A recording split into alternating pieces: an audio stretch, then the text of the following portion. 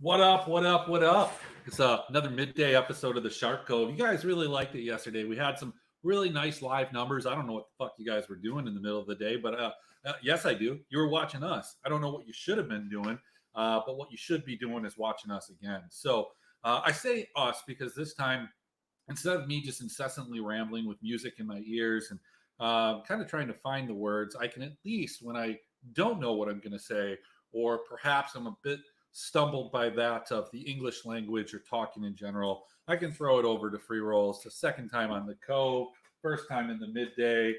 Welcome, welcome, welcome. Really excited to be here for a midday. This is my bread and butter for losing money. Absolutely. This has been a pretty tough stretch of days for me. So, you know, it's been painful. It's been a painful run. But yesterday we exorcised the demons, and now they're good to go. I'm apparently not broadcasting this on my Twitter, which is just an incredible mix-up because it's a midday thing. So let me go ahead and grab this real quick. Let me grab the link. Let me go ahead and put this out here. And Freerolls and I are live talking LCS. So we're talking, underdog picks, underpicks. Uh-oh. Something that the Gugs probably looked at. Maybe some prize picks action here. And throw that here. Boom. We are good. All right, let's hop right into this. And let's take a look at what we got. We've got a slate of games. And before we do that, just make sure that you do like and subscribe if you enjoy the content. Go see our boy Cookies. Drop your link in the comments. So if you're not in the Discord or you haven't gone over and hyped up this man, let's get him a job with Abadage.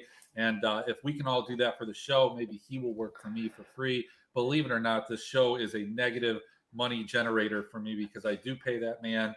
And I apparently pay all of your rakes and everybody else because I have cashed one lineup in the last 2 days. Let's fix that. I had some good nuggets yesterday for Freerolls. I was on the fucking surface. I was there. Then I went and saw Moose, and Moose led us astray for the LPL. He said, find ways to put 4 NIP. And I listened, and I wake up, and every morning I'm like, fuck, why did I listen to this guy? It's because sometimes when I don't listen, he's got some nuggets. So I got to figure it out. And that's why you're here. We're going to figure this out together. Well, it's great. These are best of 1 games, so it can't be that hard, right? Should be easy. Exactly. Well, hey, you know, there were 2 plus 300, well, plus 290 for one of them, right? Favorites, or not favorites, they're underdogs that lost yesterday. One of which was this FlyQuest team lost to a plus 313, 315, 330, somewhere in that range. TSM team. I did mention that they were looking a little egotistical, a little cocky, playing nonchalant, and not necessarily respecting your opponent. And when those things happen, even at the lowest of elos, bad things start to happen. And it happened yesterday. Not for those people that had 4 stacks like TSM, like me. That was really cool. It just had 100 Thieves on the other side of it. But this CLG team, I don't know. Look, at plus 330, I like them better than I did TSM, but I don't think that I really expect them to win. But why not? Why not take a wager, right? Yeah, I mean, and you're getting bonus value. I think the line opened at plus 300. So at this point, the line's moving away from you. You're betting essentially against the field. Why not? I mean, it's free money if you hit it 1 out of 3 times. So come on. Exactly. Hey, all you need to do is you go find our boy Kev, who just, he is in the chat. He's talking about this too. If you can get him, okay, so at a plus 330, you're going to profit $330. Ship him $130. Let him go bet on FlyQuest. Absolute mortal lock. You will win. You'll profit $200. It's the way to do it. Kev comes from a good family, though. Just really, he started winning and never has again. So look, here's the thing when it comes to CLG. If you look at kind of the overall way that they've played games and the kill totals that they've had, it's really hard to project them. And I don't know where you projected them at. I only projected them. Oh shit, let's take a look. Let's take a little gander into this. I have CLG predicted at 22 kills and a win, which I think is, maybe I should adjust it to 18, but you look at what TSM did and how they needed to beat FlyQuest, and it was in such a fashion that it was a little bit of a fiesta because FlyQuest is going to play back. The problem I have with that, and why I'm curious where you projected them, is CLG doesn't do that. They actually play pretty clean. They reset a fair amount and do what they're supposed to. Not what you think of this team, but in their wins, 10, 11, 15, and 15. Where do you have them? I have them at a total over under of 24 in a CLG win. CLG, if they win on their own, I have them slated for 15. So it'd be 15-9 essentially. Basically, it's the same logic. When I modeled it out a couple times, it looked like they were probably going to have to rely more on Dokla and Palafox in order to win this matchup, and that was going to be a longer running game. I really don't have a lot of hope that CLG is going to win here. But if they do, they're positionally pretty good for DFS. I think we would probably split the over-under, though. I think that's at like 23.5. So, it's dead money. Yeah, I mean, I think one of the things that you can take here, this is not financial advice, by the way, is this under 20. Because look, when CLG does what they do, some of these comps that they put together just absolutely miss, right? And there is this belief that, Fly is going to come out and they're going to want to get a win and they're going to impress their will on the CLG team. And I think that they're fully capable of doing that. I think they're capable of winning in under 20 minutes. And I think I would take a little sprinkle at a plus 10,000. I quite frankly, I don't think Bovada is going to allow you to bet very much on that. So yeah, a couple things that I would bet is you bet the CLG here to win, or you bet the under 20 minutes. And I do actually particularly like this. I like this over under. I actually have it at 24 in a Fly win, and I have it at 32 in a CLG win. So that could be a little bit off, but I would still put it over the 24 number. So I would take the over here.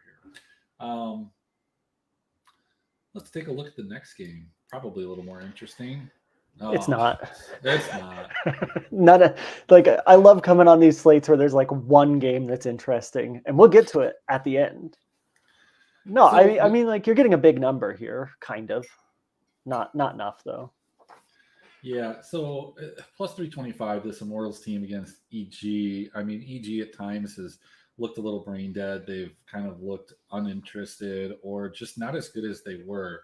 I think a large part, and I think it was touched on yesterday, was Inspired's champion pool, which is a little more diverse than I actually thought it was. He's played, all of the meta junglers, not just like one or two of them. But this EG team is not the team from Lacken last year that was fast and furious. And look, they got 23 kills yesterday. I think that's an outlier. I think you can throw that game away. You can throw away the game against C9, which is 10 kills. And if you do that, their average kills in a win would only be 15. As it stands, they're at 16, throwing those two outliers. I guess you can keep them in. They put themselves together. But I have them with a 16 kill total because this Immortals team pretty consistent in how quickly they die. Yeah, I think I've got it at 15-5 in an EG win. It's basically just a rollover, which is wild because I think Bovada had the over-under at like 22.5 last night. And I can't imagine taking anything under 22 for NA, but here we are, I mean, yeah, realistically, I thought I had it at 16, but I'm looking at my EG numbers right now. I'm having it at 15. And I think for the most part, the last 2 days, most of my numbers outside of some of these outlier performances have been within one or two. And we look at IMT, they probably get maybe like 4 or 5. So yeah, I think that this is kind of a spot where you take the under, or you just don't bet it. Is probably the way that I would take it.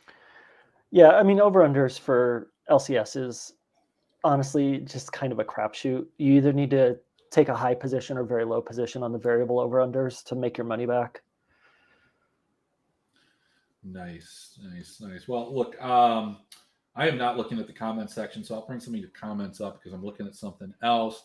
Yeah, you're right. This game wasn't exciting. What about the next one? This will probably be more exciting, right? The field thinks it is. I think it's an interesting game because for DFS purposes, C9 is wildly underpriced. DK put this as the bridge game, the bottom of the winners.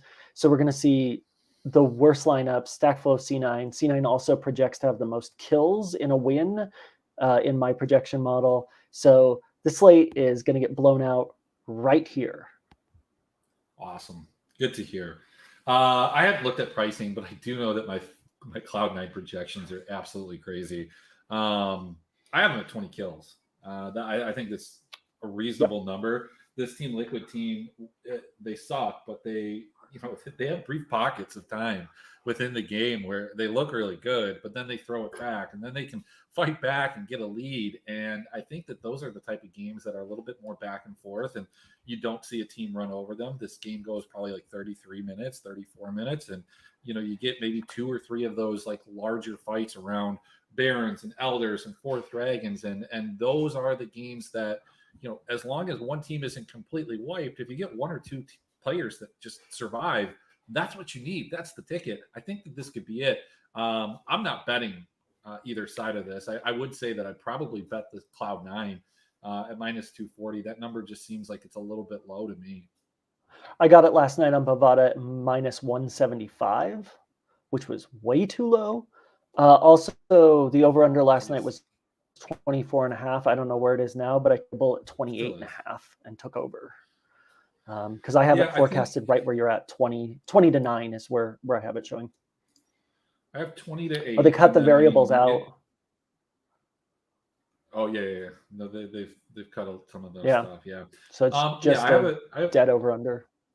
Yeah, I have it at 20 to 8. And then I also, even on the other side of it, let's say Team Liquid does win, I have that at 26, like an 18 to 8 type of scenario. So yeah, I think that the over is a smash spot there. And if you really think Cloud9, look, here would be my thought process. If you weren't an early bird and you didn't get the -175 worm, you could probably go to that 7.5 at -110. I'm okay with that one. I'm good with it. Yeah, that's a good position. All right, let's see. Maybe this next game will provide us more talking. Bad news. Okay. So what do we do with this game? And it is a strange situation for me from a projection standpoint. This Dignitas team is pretty consistent in how they lose. 16, 17, 14, lost with a 10 score in the first game of the split. But I have TSM projected for 20 kills. Am I crazy there? Am I reading too far into how TSM wins versus how Dignitas loses? And I will tell you my rationale and my reasoning is that Dignitas, for all of its flaws, which usually revolves around the bot lane, is a decent early game team, and this TSM team has not been. Yeah, but they're just outmatched, right? Like TSM is just kind of the better team. Historically, like Jensen was really strong. And so maybe this is the day. You know what? I'll reverse my position. Maybe this is the day for Dignitas. Because we know, to jump around a bit, we know for DFS, one of the most popular lineups is going to be C9 TSM with Berserker Captain. And that's going to be one of the highest projected across the board lineups. And it absolutely fits as a 4-3. And so finding a position against that anywhere in the field. And some of these guys are good. Arma is probably even with solo. Jensen has historically been a strong player. Santorin has been on some good teams historically. Spawn is garbage. maybe Dignitas can hold this one out, but I think what's likely to happen that you see in your projections and that's in mine is that Dignitas keeps it, they get ahead early, and then it just keep it even, keep it even, keep it even, and then TSM scores kills upon kills upon kills. Yeah, I mean, look, but what happens to this Dignitas team? Do we replace Spawn? Like, do they replace Spawn? Like, you have to replace Spawn if you lose this game, right? Like, you look at this team up and down and the names on this roster, and look, they're not the sexiest names. They're not the sexiest guys. They're not the best looking. I mean, Arma is not he's not a good looking guy. Santorin, I mean, Santorin is like, man, he looks like he belongs in one of these Netflix like Vikings movies. But then he looks like a budget Matt Damon sometimes. And then you've got Jensen, who I mean is probably the closest thing to a bug collector that we have here in the LCS. R.I.P. Naguri. His career, not actually in life. And have no like Ignar. Ignar's a good looking guy to me. Okay, like he's okay. But like all of these guys have like Worlds experience. They've won splits in the LCS and the LEC. And then you got Spawn, a dude that can't get more than 2 kills, except for yesterday, in a bot focused meta, and is just hands down, maybe even the worst player in the league. Yeah, I don't think that in the position he's the worst at that position in the LCS by far. He's had one game with 2 kills, his game yesterday, and then the rest of his games have been 0 or 1 kills.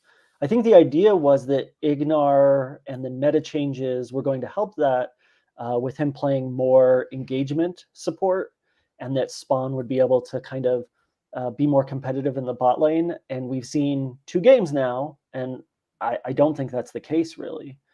Spawn just still looks awful, and I'm not sure who they have in their academy team, but at this point, why not? Tomo. Yeah. Tomo. Oh, yeah. Bring Tomo up. I mean, what's the worst case scenario? You lose another set of games. I mean, at this point, they're playing for nothing, basically. Well, I mean, I think they're still playing for something. They still have 9 games left, right? Like, so if you lose the first 9, if you can come back and like put some continuity together, especially for these guys that have, these pedigrees. I mean, what do you do? Like, do you bring up just Tomo, or like do you run this through and then bring up your academy team that looks really good? I guess maybe that's the concern that they might have, is that this season's chalk. These guys are getting paid a lot, like the guys that they have, and let this academy team go through the NACL and try and win it, because they are, like, I would say probably maybe the betting favorite, if not like the second betting favorite between them and C9. I would imagine their team's a lot less toxic, seeing that they don't have Jimenez. Yeah, with the new rules, right? Because they changed the rules for promoting from academy and demoting down. With the new rules, they could do anything they want to day to day, even inside of the weekend. And I mean, maybe they do what I think FlyQuest did this last year, where they just sent the whole team down to academy and they brought the academy team up for a couple of games. And maybe that's the strategy, because these players, their LCS team at the academy or challenger level aren't really going to hurt much. They should still be able to split games. But the team's a mess today. It's hard to get away from TSM, even if the position were good. And even in a win, I don't show Dignitas actually doing that well. So for me, this is just a tough position to find something good about Dig here. Yeah, imagine they sent them down to play next week, and they play the Team Liquid Challengers team, who is comprised, I mean, they're not terrible, but Bradley Muir, APA, that's APA, Arrow, and Kim Down. And then they would also end up playing the Golden Guardians Challengers, which has Rosethorn, a couple other names that some people might recognize: Concept, Young, Array, and Prismal. Were all swapped over into support, but those would be stomps. Maybe it would give them some confidence they could come back and then continue to lose. I don't know. I think that, for me, if I wanted to still bet that C9 line, I think you could bet it with TSM here and put those together and get like a minus whatever it turns into.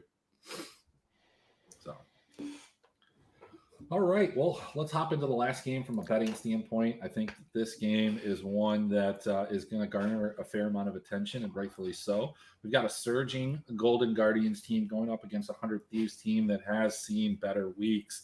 That being said, this 100 Thieves team has seen easier weeks in terms of competition, having their last couple games getting stomped.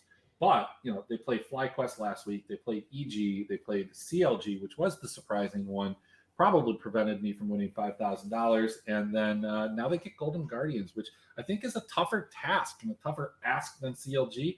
But will they possibly expose this Stixay resurgence? I think it's really like a Gory situation, right? That's what's done it here. They brought Gory in. He seems to have elevated the whole team, regardless of who's getting the kills and where the action seems to be. Gory has really turned out to be this. I, as you know, was a pretty big detractor of this situation and didn't feel this was going to make a very big difference. I'm very wrong. And here, it's a difficult one. I think, depending on the numbers, like 100 Thieves as favorites is not interesting to me from a betting position. Golden Guardians as dogs, I think is just the better place for money. For DFS, it's a different conversation about ownership and leverage and pricing, but betting wise, it's hard to get away from GG here. We got a little spicy line here at 25.5. This is the highest one in the slate. Maybe that is something that we can utilize to our advantage. Something really interesting that opened at 26.5 yesterday, and that's gotten hammered down, which is a bit surprising to me because that means that the field seems to think that Golden Guardians, which opened at plus 171, is going to beat them so badly and so quickly, and I think that is a miscalculation. Yeah, I don't know though. When 100 Thieves is lost, this number goes over, except for these last two games. It's really hard to look into either of these teams' kind of match history, the kill totals in those games, and apply it here because you're trying to grasp from one thing and then pull from another. It doesn't necessarily always work. And what I mean by that is like Golden Guardians doesn't typically get enough kills in a win, and they don't give up enough deaths in a win to constitute going over on this number. However, in two of their losses, they did play, pretty competitively, a 15 and 16 kill losses where they gave up 18 and 23. I think that's kind of what you're hoping for if you're going with this over here. But let's take a look at how this all plays into DFS. I've got my projections loaded up here on the screen. Let me take a look and see how big this is. Not big enough. All right. Always with the innuendo jokes. Here we go. So we don't play cash on LCS, right? So we're not going to talk about that. I know some of you have, or some of you do, and some of you will, but that's not what we're going to talk about here. You said the team that is going to garner the most attention is going to be this C9 team. When we look at it from a price standpoint, Fudge is going to be the most expensive top laner, but I'm guessing based off of what you told me, that's not going to be the case for C9 the rest of the way. We've got Blabber down here as the fourth most expensive. We've got, for some reason, we've got Young still in there. We've got Diplex more adequately priced than what he has been recently. We've got Berserker pretty cheap. And so it's almost like what it's telling you to do is, I think removing Fudge from your stack probably makes things a lot easier. But is that the right thing to do? It is not the right thing to do, and there's enough savings that you don't need to. I think if there were a day to play cash for LCS, this is the day. It's Berserker Captain. You're going to use just a 4-3 C9 TSM. That's going to be the most popular lineup, probably in GPPs as well. It projects just ridiculously. You can still slam Fudge in there. It's absolutely nuts. That'll work too.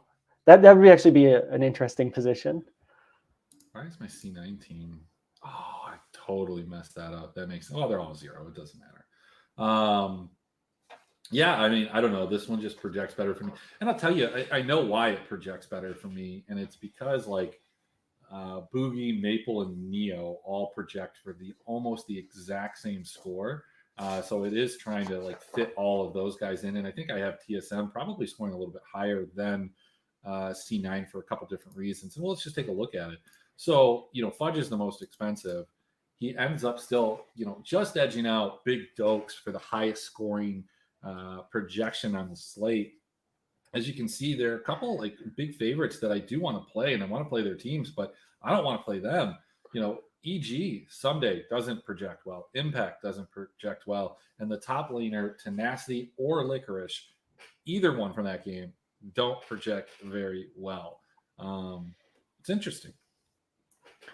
Yeah, absolutely. I think top lane's kind of a desert weirdly today, but it often is for LCS. You'll have a player just kind of come out of nowhere to have a big pop-off game. The exception of that is Fudge, who is consistent and at the top. And unless you're getting really wild with favorites and you're trying to, no, I can tell you right now, you can even do C9 fly as long as you punt a little on team and there's options there. You can basically fit Fudge into everything. It's not the most exciting day for building because there's so many high projected lineups, but at the end of the day, it's going to be very exciting to see what ends up winning because I think it's going to be something that has great leverage against the field. By the way, I also have Bougie as the top scoring projection on TSM. So I love that line. I think that looks really good. Yeah, let's actually take a look at that. Let's see who's the top projected. I have Maple just a smidge over Bougie, but like it's right there. Neo's right there.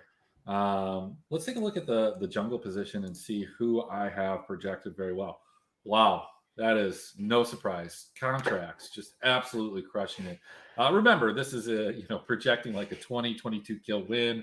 So obviously that number is going to be pretty inflated given his kill participation. Bougie's up there. You got a little bit of Blabber. You got some River, Spica. Sadly, Kenby is way down there, and two guys that have been wildly disappointing from a fantasy standpoint, Closer and Inspired, just not really doing a whole lot on their teams. Yeah, you could, a Fudge captain with maybe like a big Dokes. That could be good. I can't imagine FlyQuest is going to let him play Aurelia today, right? Like, I know you don't want to put a specialty ban on that, but that's been the success of this team is having an Aurelia in the top lane. So can't imagine the FlyQuest lets that through. Yeah, it's really a question of what FlyQuest is in the mindset for today. If they feel like the win, the loss doesn't really matter and they're impervious and they actually want to see if somebody else can beat them again and to play against it. And they go, oh, this team really won't be a challenge. Let's go ahead and do a more interesting draft. That's a possibility because they really do look so much better than everyone else. If they recognize it, they may do that. But my gut instinct is that they're just going to stomp them really badly. Like real bad, man. Like just doke carcasses everywhere. Yeah, I mean, but that might not be good for fantasy. Like that might be a situation where they end up doing a 15, 16 kill win and maybe one of them gets there, but are you going to have the proper one-off for it? So it seems like you and I are almost in agreement here that TSM feels like one of the better teams to play. I think that they're going to be popular given their pricing, given their scoring, given what you can do with them. But outside of the C9 lineup, I know you said that the Berserker lineup is what you think is going to be the most popular. I think that this offers you, and you agreed, some difference to the field. What else can we do to be different outside of playing Team Liquid, which is something that I swore off yesterday, but I'm probably going to go back to. Let's take a look at TSM 100 Thieves. Not really playable. Okay. What about? Yeah, it's a tough one because of the pricing. You have 100 Thieves that's priced over C9, that's priced over most of these. I think that the next most popular thing we're going to see today is stacks of GG. I think people are going to really take the Golden Guardians and run with them because of the value and savings it has. But I think both of our projections for Golden Guardians are probably significantly lower than other teams. And so that's not as interesting to me either. Like this is a tough slate to find a foothold on, and it feels like a real money-losing opportunity. Nice. Always here for that. Yeah, it looks like you can't really play a lot of and so this is what I hate is like I want to play 100 Thieves, but you're just like, who can you play them with? Really? Like it almost feels like you can't play them with anybody, huh? Well, you're paying for a position that gives you leverage against the field, but that is an extremely unpopular position, and that, if we're honest, GG's just looked better. So you're essentially playing a dog and paying for a favorite, and you would really need to probably pair them with another dog. So like if I had the same projections for CLG that you did, I would look at a CLG 100 Thieves lineup. That would be an interesting lineup. Oh, for sure. Well, yeah. I mean, look, when it comes to like, you could play 100 Thieves with dogs, absolutely. But can you play them? Like, you can't play them with any favorites. Is kind of what I'm getting at here. I'm trying to find some places that maybe we can play them and see. Can we do The lines something like become this? really suboptimal playing them with other favorites mostly. Like, yeah, I mean, you can take a different team position here, but obviously the team that we want to punt most, well, yeah. Hey, look, I don't mind that lineup. I don't mind that lineup. You know what? I guess you could probably. Yeah, no, this is the way. This is it. I like this lineup quite a bit, actually. I guess you could probably play Busio if you wanted to just not 3-team this and do something like click. Oh no, you can't actually. So yeah, that's a lineup I'm gonna play. So play it with me, guys. Don't play it. It's terrible. There's a joke. I don't want you to play it. That's not financial advice. Yeah, I mean, I bet you a lot of people want us to play it, but I'm gonna play. I'm definitely gonna play this. You know what? I need to save these lineups. This is a mistake. I've had multiple times where, I put these lineups on the show and people have binked with the lineups, and I didn't even play them in my totals. So we've got that one. We've got this one. We're gonna save this lineup. Yep, I'm gonna play that. I mean, where else do we need to spend any more time on this? Or can we get into the fun stuff? I think that we've pretty well covered it because the slate is going to be made or broken in the last game, or if there's an upset of TSM or C9, and those are so unlikely that the field's going to be really stacked together. Oh, look at Gelati. Gelati seems to think. No, I mean, I do have, and I really don't. I don't recommend this, but I can see. I mean, just as easily as we saw TSM beat FlyQuest, I think the gap between Team Liquid and C9 is smaller than what we saw from LGD and NIP. Is smaller than what we saw from TSM and FlyQuest. And I think the TL just becomes a very interesting spot, especially if a lot of people are going to play C9. They're not going to go to TL. It's going to be a spot where, we'll never talk about this again when they get stomped, but you better fucking believe if TL wins, I've got cookies on call pulling this out for a little Cove Shark Bites for the next episode next week or whenever that is. So get a little crazy. I mean, I think that one of my strategies when I was successful and also when I was unsuccessful in playing LCS, it's all the same, is just like, opening a couple tabs. Like, okay, so if I've got 30 lineups, just as an example, if it works at 15 or 25, I want like 4 or 5 of these. I just start manually clicking before I decide who I'm going to pair it with. IMT. I'm gonna make 3 IMT lineups, and you make sure that you're not pairing them with the highest favorite.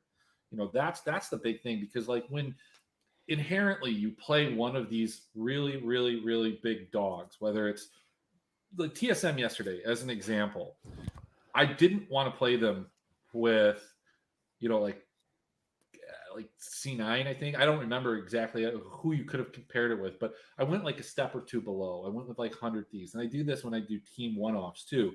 If FlyQuest is the most expensive team on the slate and they're the number 1 team slot. So for an example, like if I've got FlyQuest right here, instead I'd go like 100 Thieves. If I was playing like, I don't know, TSM and C9, you could one-off 100 Thieves. I think that that's something that a lot of people don't do. They're going to go to the safety of the biggest favorite, the biggest, most expensive one, and it's definitely a way you can get different.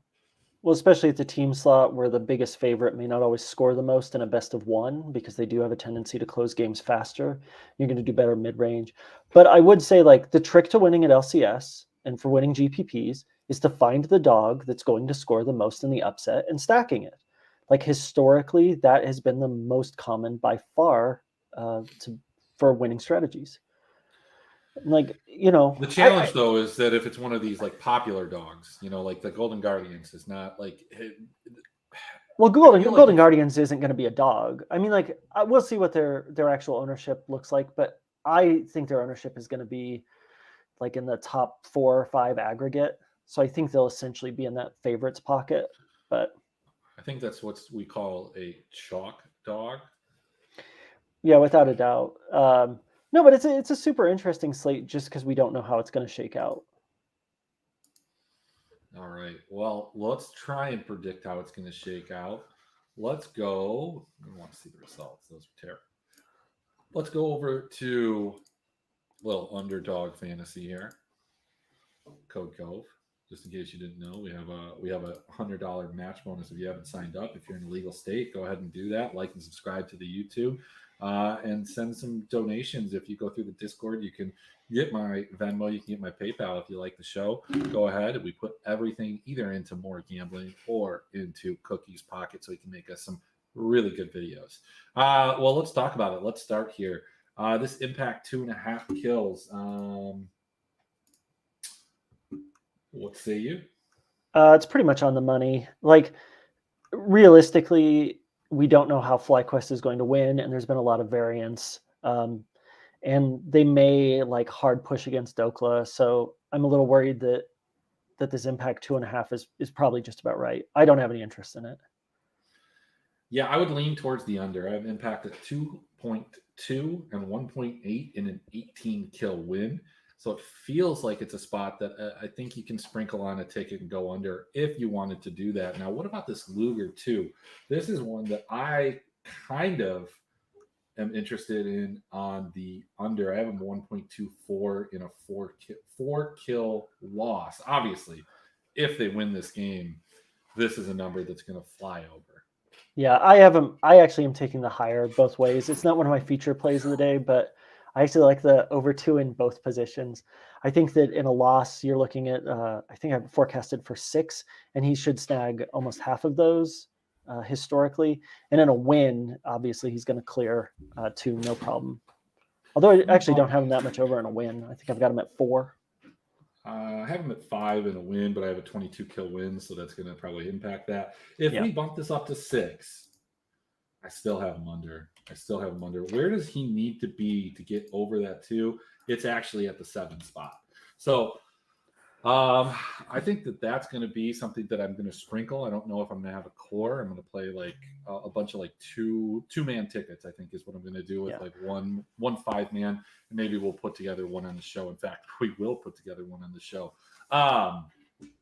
This is the other one that kind of piqued my interest when I looked at it, and I've done a little bit more research on it. And by more research, I opened one web page and looked at his champ pool.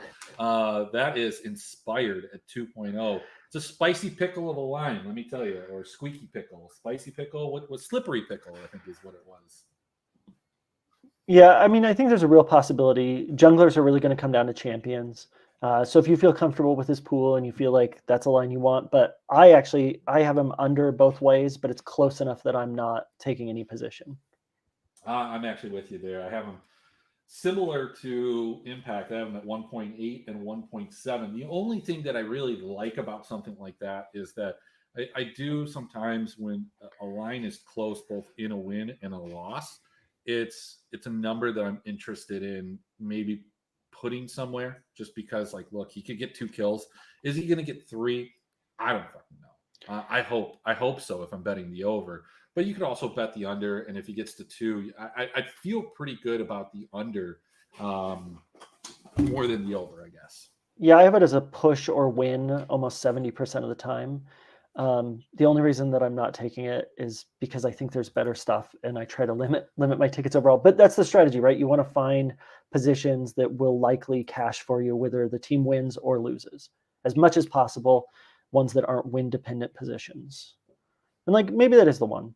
Like we're both in the same spot. I have it as 1.66 and 1.7, doing slightly better in a loss. So, all right. Well, we haven't found anything that we seem to love here. I don't think the Ablaze Olive 1.5 is going to pique either your interest or mine. This is this is a number that in a win definitely happens. In a loss, I think he probably goes under. In fact, let's go pull it up. Let's go pull up this dude's because I actually have projected at like 0.5. So this is actually I have him at possibly 0.9. All 0.9 right, in a loss, 1.3 in a win. So I have him under both ways, but I think in a win he'll still likely come over. It's just that the data that we're using to project his win kill share is not very adequate, so you have to give it a bit of a position bump. Yeah, I'm probably gonna take the under on this. Fuck this guy.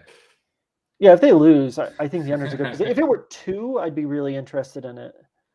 I think the problem is that Yeah. half point, right? Yeah, but I mean, 1, 2, 3. Even in a win, he had 1 kill here. I mean, it feels Yeah. good. This is just a game that he should get a kill, right? A 36-minute win as an Azir, and he got 2 kills. Yeah, look, I'm there for it, man. I think I'm going to take the under. I feel great. I don't think that's like on my core ticket, but what I will tell you I'm going to do is I'm going to drop this. I'm going to drop this, and we're going to go ahead and drop this right here. We're going to put. Look, we're not. This isn't a rich guy ticket. This is just a $30 win if it happens, a $5 loss if it doesn't. Berserker, 4.5 kills. This one feels like it's a number that begs you to come to it, and I think it's pretty strong. Yeah, if they win, he should have over 4.5.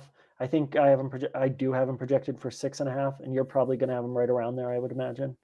Got him at 5.8. Ooh, that's spicy then. Yeah, so one of the things, and I don't know, if you pull the exact data, but I do tend to, especially when there's a C9 a little bit less than some of the teams because they have more wins, but when we only have 3 or 4 games and some of those games are just very skewed on the kill share, I will manually edit some of those and redistribute it. And so it does kind of change what their kill share. Like I think his is like a 29%. That's what I have it. But there are a couple guys in the LCS that maybe only have 1, 2, or 3 games and might have like a 40 or 50 kill share, like 6A for example. And I watch the games and I watch how those teams play, and I think like that's just too high. Like that's not going to be the way that they win every single time. Whereas a team like 100 Thieves, I will leave Double Lift as his like 48 kill share because that is how they play, and it is an absurd number, and it makes me sick. And I'll probably take 5%, give it to the other guys. I'm a big wealth distribution kind of guy. That's why I've been losing all these slates, and I'm not salty about it. Like some we really appreciate it. Thank you. Yeah. So, I'm ready to make my comeback today. Today is the day. Let's do it, man. Or I'm going to take a week off or something. I don't know. I'll go Instacart for a little while. So I think Berserker over 4.5 kills feels pretty good. But does it feel as good as a Summit 1.5? This was a 2. Not just a couple hours ago. This was a 2. At 2, it felt 1.5. I kind of like it. I kind of like it a lot. It's dead on the money where I like it a little bit. Where I have them projected is a 1.5. So it's for me, this is 50%, and I don't really want it. Like I was much more interested in it too to take the lower, but at 1.5, what do I do with this? I'm going to be pissed either way. Bro, this is a Summit revenge game. Gets to play against Fudge. I like it. I think we're gonna throw it in on a high risk ticket. Maybe this and like a core J. You can't do them. Maybe this and let's do it. Let's do a little $5. Let's just do the little $5 ticket right here. We're gonna nickel and dime these. Honestly, that's the trick because you're getting a ratio, right? So depending on what you're getting back, your bets should be proportionate to that. So like scaling on underdog is all about making small correlated tickets, even if they're like 5-leg tickets. Well, and I will tell you something. There's no worse feeling, and I felt it quite a few times, than just nailing the first 4 on your 5-legger and being let down by these motherfuckers, Reckless and fucking just random ERL players that hit 90% of the time, or Challenger leagues. I will tell you though, Challenger League is the most fun to sweat. 100%. CBLOL, it's fun because it's on a Saturday and that's all good, and Sunday and that's wonderful, and it's on with LEC and it's great. But Challenger, NACL Challenger League, because the games are absolutely nuts, and you know that you're never out of it. So what? You had your top laner and he needed 9 kills in 2 games and he got 1. It doesn't matter, bro. They're about to have a 50 kill game, and he's gonna get 10 kills, and it's okay. And you get to sweat it out, and it's wonderful. I love it. But let's get back on track here. Yeah. So we have not found a lot that you love. I don't know if we're going to find some in this drop down or if it's going to be in the rivals, but I know you have some core plays. I think we are. Like, I think just down a little bit, we're going to run into Maple. I don't know where you have them projected at, but I think Maple 3.5 is too low. I mean, you saw how I had them projected. So yeah, you know our projections. Our projections are about the same. So Maple at 3.5 is an absolute crush for me. I have this guy at 6. Hopefully Nathan is not watching because this will maybe update. It's not true. It's wild because of what I say. His model is basically the same as mine. Like, most of the time, if I go through and do the math, we're like right in the same spot. And I don't know how you get to 3.5 on Maple. I even looked and pulled up the game logs, and this is the time I'm going to be really wrong. You'd have to get to a 12 kill win for me to get him there. Yeah, like, I could be very wrong, but this seems like a smash. 12 kill win or a loss. And look, I know that Nathan likes TSM. I mean, he did not project them losing this particular game. This is a game he hasn't projected to win. He might have projected them to lose yesterday and win the first one, but he didn't have them projected to lose this game. So that's kind of crazy right there. Let's see. Santorin 1.5. Look, this team doesn't get a ton of kills. It's 4, 5, 6 kills, maybe as a maximum. I don't even know if they've gotten that. Santorin is not a killer. I mean, I don't even. Okay, well, I do need to change this. This is still a river there. Yeah, I mean, you could definitely take the lower here, but because of the half point, if it were 2, slam the lower. 1.5 is right on the edge for me. All right, well we'll go away from that.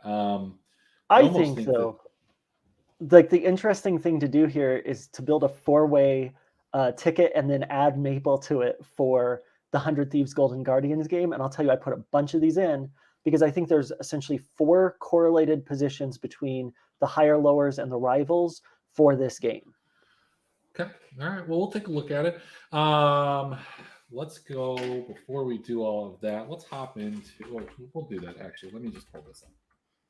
Player stats by tournament, LCS players, pop up. I'm just preparing, guys. I'm just preparing for everybody's favorite part of the show, the support kills part. Anyway, so yeah, that was a good ticket. All right, so Bjergsen 3, Stixay 2.5. Both of these numbers just jump out at me initially, and they say that they're too low. But as I look deeper into it, if Bjergsen, I guess here's what I would say is if 100 Thieves lose this game, and it's very possible, obviously, it happens maybe like 55% of the time. That number is lower. Stixay's number is higher, and that feels like it's a lock. However, if 100 Thieves wins this game, I don't know if Bjergsen gets 4 kills. I think he might stick right around that 3 or maybe like 3.2 kills, perhaps. And then Stixay, where are we looking on this one? It's like 1.5. It's bad. 1.8, but a 6.4. So I do, if I was putting these on a ticket, and if I was doing it right now, I would probably go something like this and hope for that type of outcome. But yeah, I think that's the trick is you decide what your outcome is going to be. And like, that's a ticket that I have where I have, and then also 2 rivals where you go, okay, GG wins in that position. Bjergsen's almost certainly going to be under. Stixay is going to be over higher. I think I also took like a tenacity plus 1.5 over double lift. And so you go, okay, if GG wins, those 3 are pretty much locks. And then I just add 2 more legs to that. Took the Maple over and the Maple higher, and then another one. And then said, okay, that is a 5-leg ticket to put a few dollars on that if GG wins, I'm getting 20x. And then I build the opposite ticket for 100 Thieves. And if they win, hopefully getting 20x on that. And then I do that 3 or 4 times. And that's been most of the measure of my success for these, is trying to build highly correlated tickets. pickles are still up there. Thanks for pointing that out to me, guys. I appreciate it. The pickles. Oh yeah, pickles, man. Yeah, the pickles there. It's 4 under. I think it's still a smash on Prize Picks too. I think it's the same way. Um, let's see. Did 3 sub Yeah. overs last night didn't go great. I don't believe you, Spell. I want you to start posting your tickets. I think you're just you enjoy us laughing at you for some reason, or joying in your misery. I believe you to some extent, but not fully. Moose and I were Nobody- both sold that Zhao was going to go over. Like I was confident Yeah, that Zhao holy was a shit. lock, man. Like, Holy okay, yeah, he shit. doesn't usually get a kill. It's below his average, but it just felt like a lock. So Moose and Well, I were on the same page. So honestly, I we were think just what wrong. happened yesterday, and I'll show you, is Match after fixing. no. So after the game, or after the stream, I went and played some games. All right, and it was, where was it? Hang on, let's update this. Let's update it. It's riveting.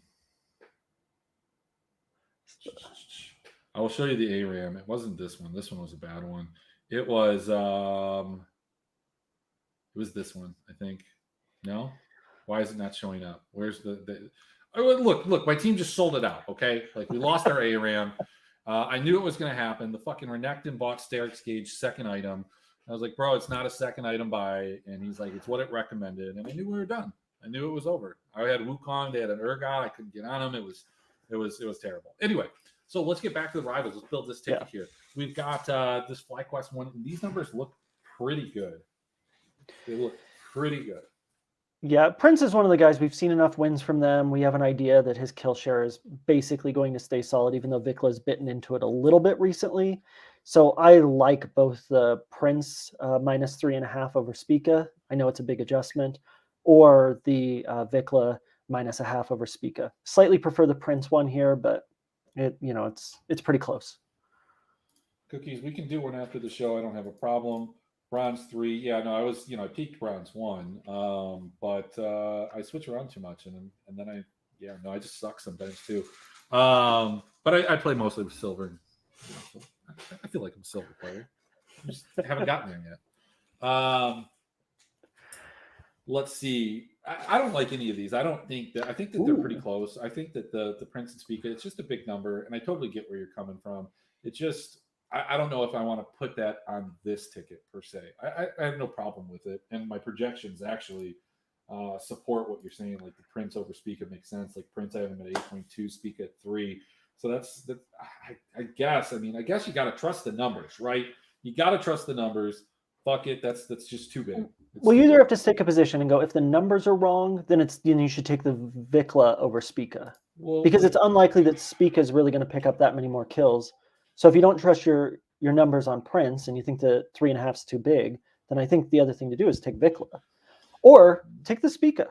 What do I know? No. I'm a fucking idiot. You know what? I'll probably take this one off, because here's the thing.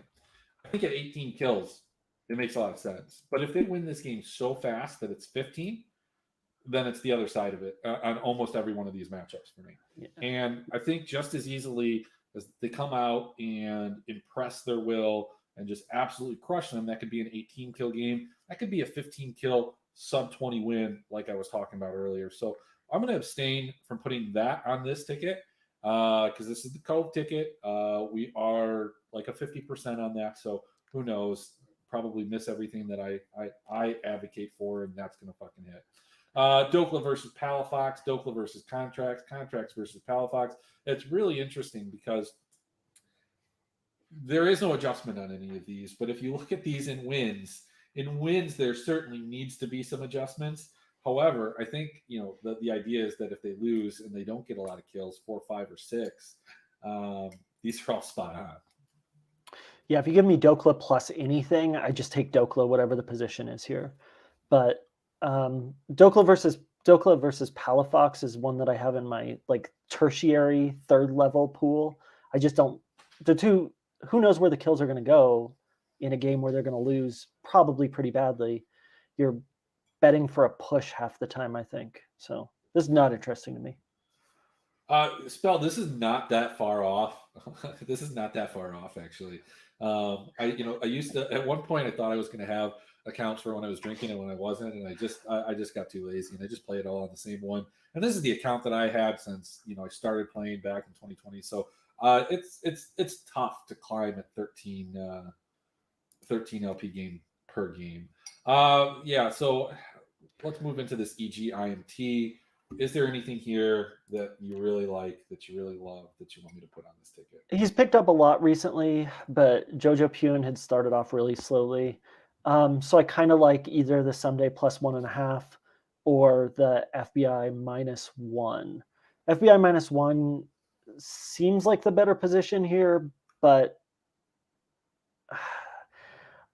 I've graded Someday 1.5 better versus Jojo Pune better, but I think FBI -1 against Jojo Pune should be a lock if they win.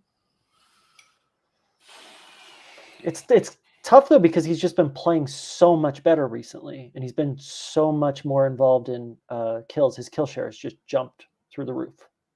Yeah, I like this. I like this is the number that I have it. I did take that into account. I did adjust it. Some days consistent, but Revenge is like, no, it's not bad. He doesn't die a ton, I don't think. I don't know. I don't actually have my death charts up here because it's not a best of three, and I'm not looking at like the losses. So we'll go ahead and we'll throw the FBI with JoJo. I like that one.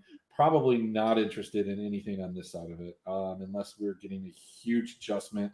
Like a Revenge over Tactical. If this was like a 1 or a 1.5, I'd be a little bit more interested. In fact, even at this number, I'm somewhat interested.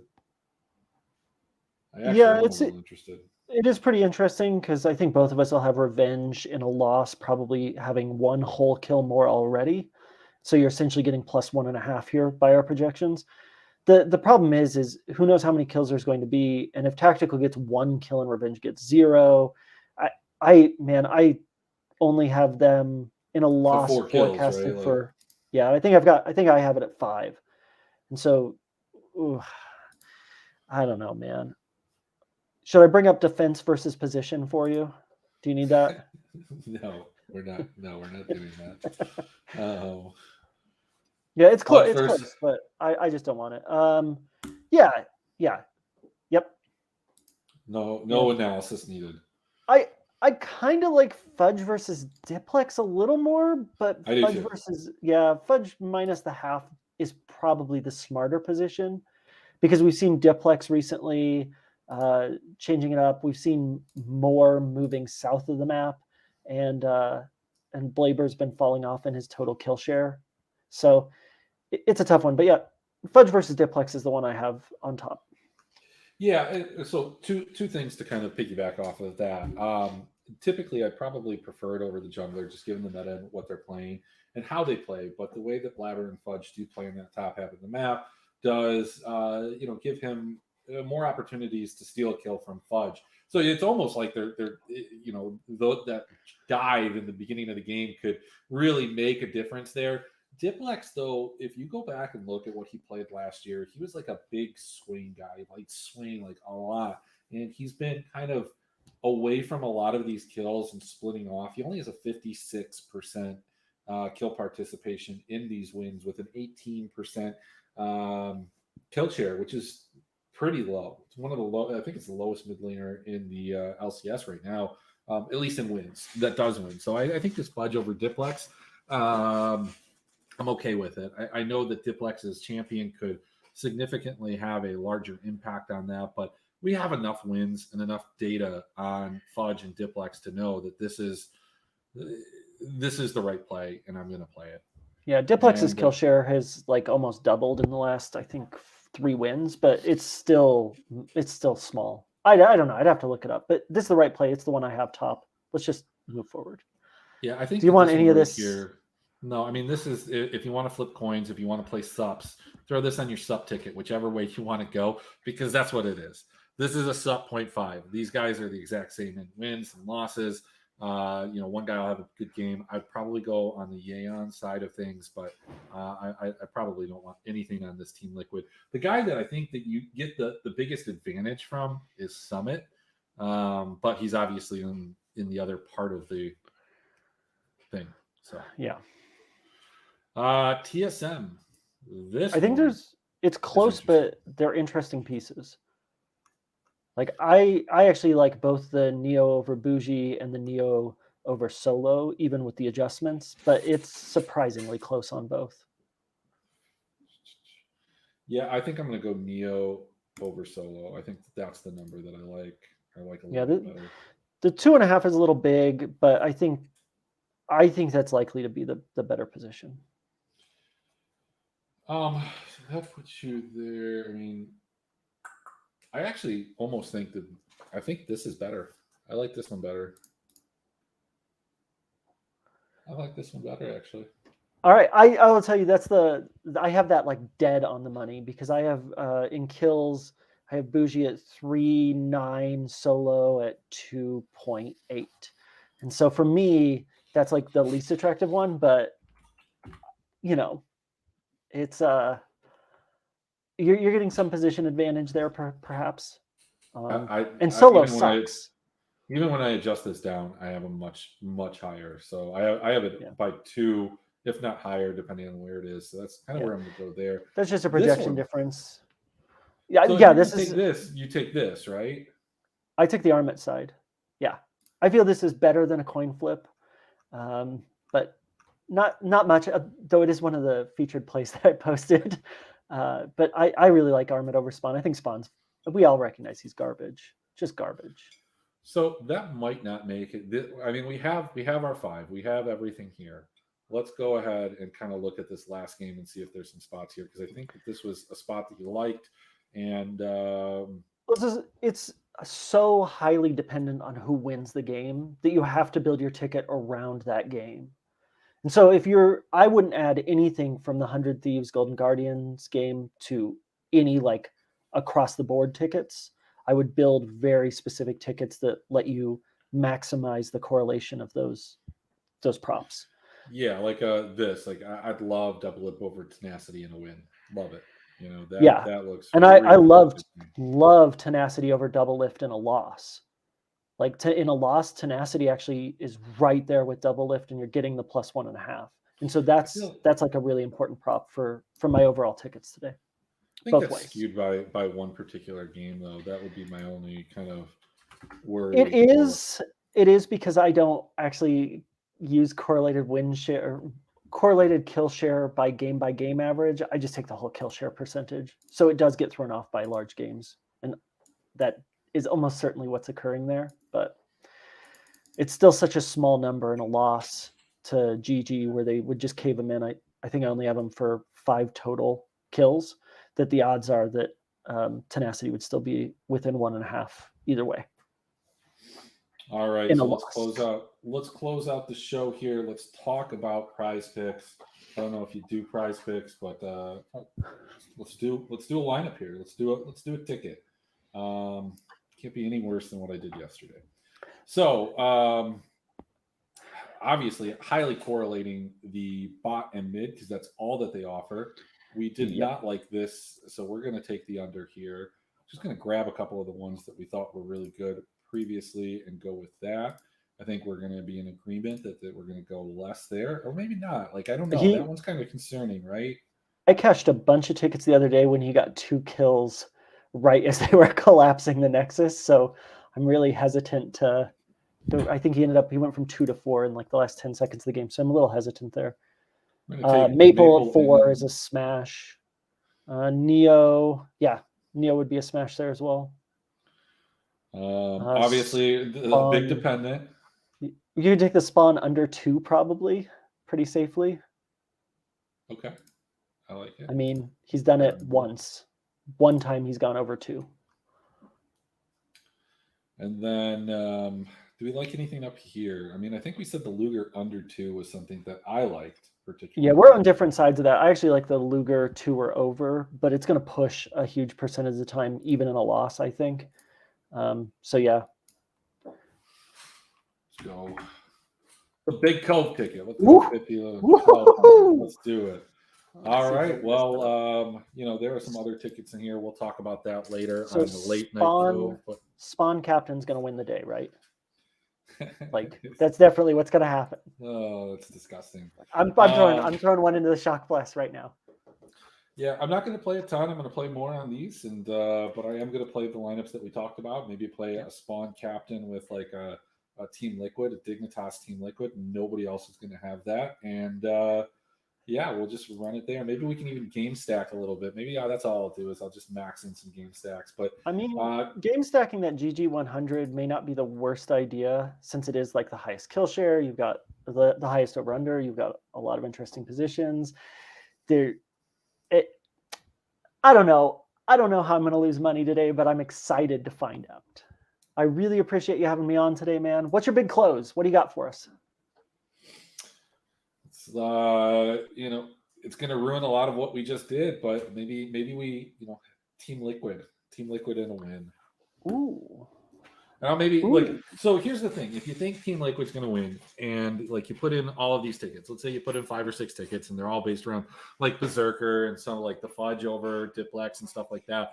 I think you can put like one highly correlated Team Liquid ticket, put it with like Maple, and like you can make all your money back on the other ones. Hopefully, you win the slate with it, and you can go bet the line with somebody else and get a little crazy. So that's all I got.